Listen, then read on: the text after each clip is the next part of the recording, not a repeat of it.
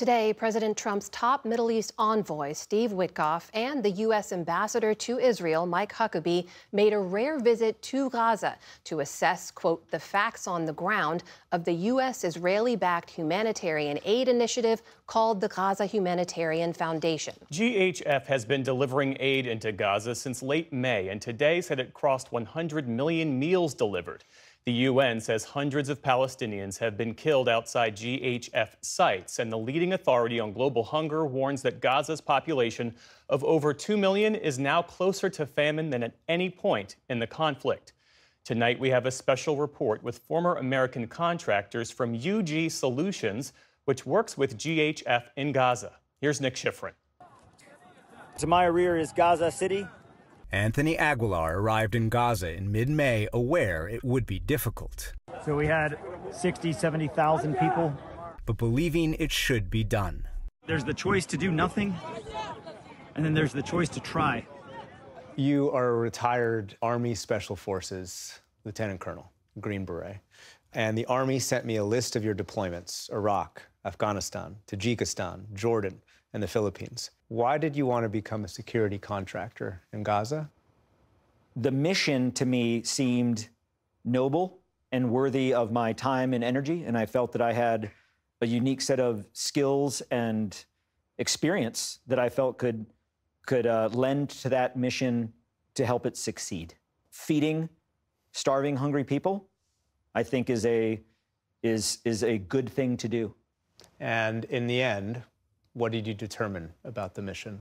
The purpose of the mission, I think, is still noble: feeding starving people.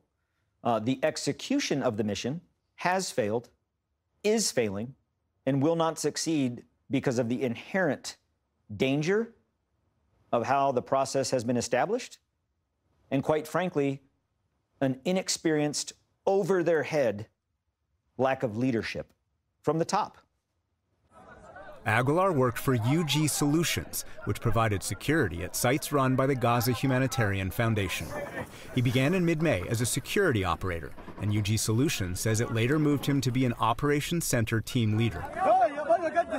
From the beginning, he filmed sites defined by disorganization and desperation. All the people, America, help me, please, give me one box food. He filmed gratitude from those lucky enough to collect food, and desperate anger from those who left empty-handed. And he filmed live ammunition and non-lethal munitions, including pepper spray, used for crowd control after crowds tried to collect food. The Israel Defense Forces and GHF established 4 locations, each site secured by American contractors, with the IDF stationed on average a few hundred meters away. And on May 29th at Site 4, Aguilar filmed this video, which UG Solutions posted in full on its website. And I hear a burst of automatic gunfire from the UG Solutions contractor in the tower facing south, and he was shooting at the crowd as they were exiting. He was shooting over their heads, at their feet, in the crowd. Another contractor opened up with his individually assigned weapon, and he's cheering for himself as he's shooting at unarmed civilians. Another contractor, who is on the level with me on the ground by the gate, catcalls to him or instigates further to him, I think you hit one. "Hey, man, I think you got one." The contractor that was shooting then responds with, "Hell yeah, boy." What the contractor on the ground said of, "Hey, I think you got one," he saw the exact same thing I saw. An older man dropped to the ground and wasn't moving. A GHF statement provided to PBS NewsHour says, quote, "No Gazan civilians have been shot by UG Solutions personnel, period. The contractor you were referring to was encouraging IDF fire and was immediately disciplined and terminated for unprofessional conduct." But this week, GHF released what it described as sworn affidavits by other UG Solutions contractors, and one of them says, quote, "I did not witness anyone firing warning shots in the direction of civilians." Another affidavit reads, "I did not witness any UG personnel firing warning shots in the direction of civilians. Regarding Tony Aguilar's allegations, I believe they are inaccurate and do not align with UG Solutions' strict policies and training on the use of force. A GHF spokesperson says UG Solutions operates under a tiered escalation of force policy that includes warning shots when absolutely necessary to protect civilians, maintain order, and prevent violence during critical aid distributions. What I saw was a unarmed Palestinian leaving a distribution site was killed by needless, reckless behavior. There was no threat. You've decided to come forward and speak out. So why are you speaking out now? Last week, Aguilar visited Capitol Hill, including with Maryland Democratic Senator Chris Van Hollen. Well, I think your testimony is going to be important to make sure that the American people know what's happening. SBS1 from IDF. PBS NewsHour spoke to a second former UG Solutions contractor who helped secure GHF Site Number 1 in southern Gaza. He says on their first day, the site and the contractors were overrun. He said they fired warning shots only away from the crowd, but he accuses members of the team of roughing up Palestinians in order to clear the site. And he told the NewsHour there was no vetting of aid recipients and fears GHF has delivered food not just to civilians, but also to Hamas fighters. We're at Secure Distribution Site 1. On June the 2nd, Aguilar filmed at that same site. He too says the recipients were not vetted.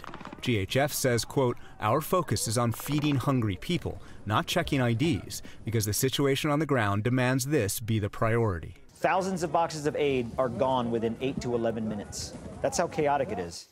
8 to 11 minutes, the aid is gone. 2 women were sitting on a wooden pallet with their box of aid.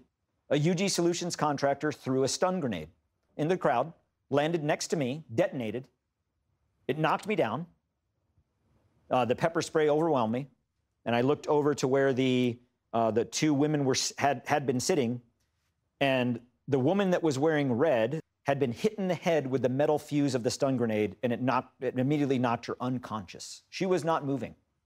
I heard on the main control center, call to the Palestinian worker. We had local Palestinian workers to bring the donkey cart in and get her out of here. I placed my hand on this woman's arm, just as kind of a condolence or care to see, how she was, and she was lifeless. There was no pulse. A Gaza Humanitarian Foundation statement says the woman in question was not struck by any projectile or grenade fragment. She was suffering from heat exhaustion and dehydration, and our team provided her with immediate medical attention. I would testify in a court of law. I would raise my right hand and attest that that woman was dead.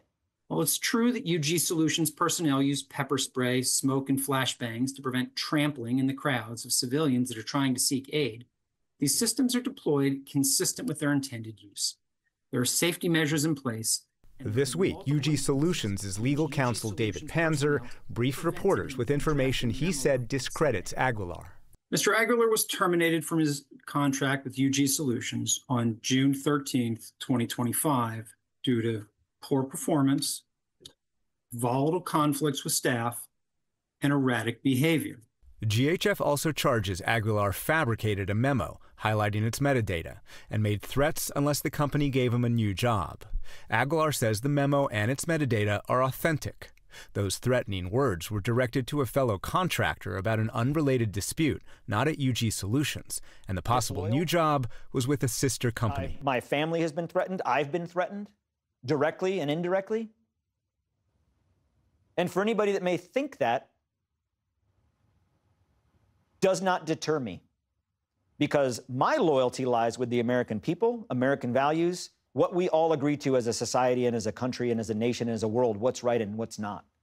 GHF was never designed and never supposed to solve this problem alone. GHF and its spokesman Chapin Fay argue the UN must deliver more aid inside of Gaza and Israel must allow more aid into Gaza. And that's the only way to defeat desperation.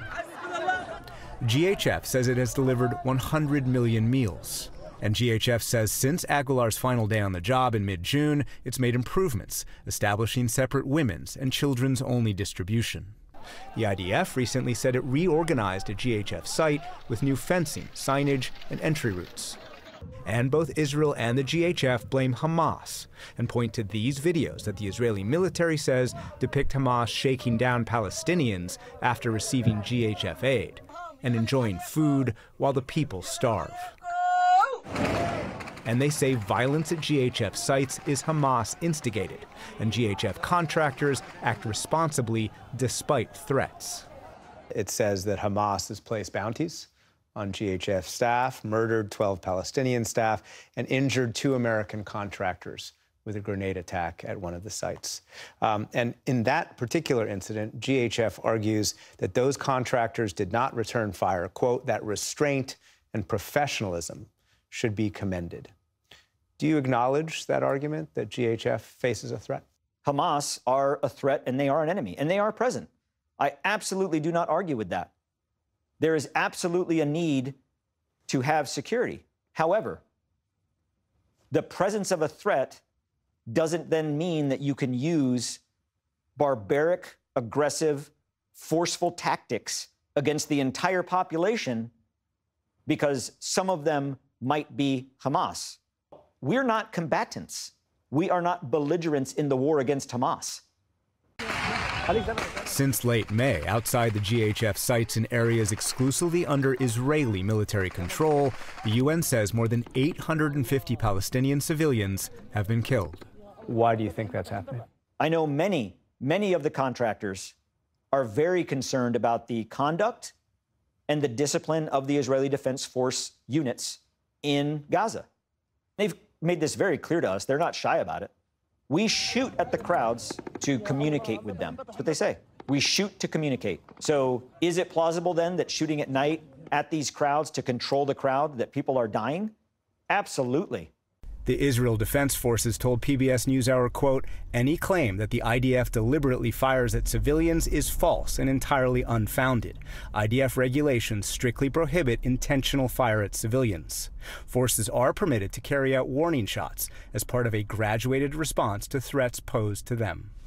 In the end, Aguilar says he wants the mission of feeding the hungry to succeed, and he's speaking out because he wants it to be, quote, done right. After 25 years of service in the United States Army, I hung up my uniform, but I did not hang up my oath. My oath is to the Constitution of the United States. That Constitution is founded in values, American values. We treat people with dignity and respect. What we were doing in Gaza and how we were doing it is un-American and is not in line with American values. I didn't raise my right hand and take an oath to a president, to a Congress, to a contract, to money. I took an oath to the Constitution, and those values are not what's happening in Gaza. Our thanks to Nick Schifrin for that report. This week, the White House says President Trump will soon unveil a new plan to increase food aid to Gazans.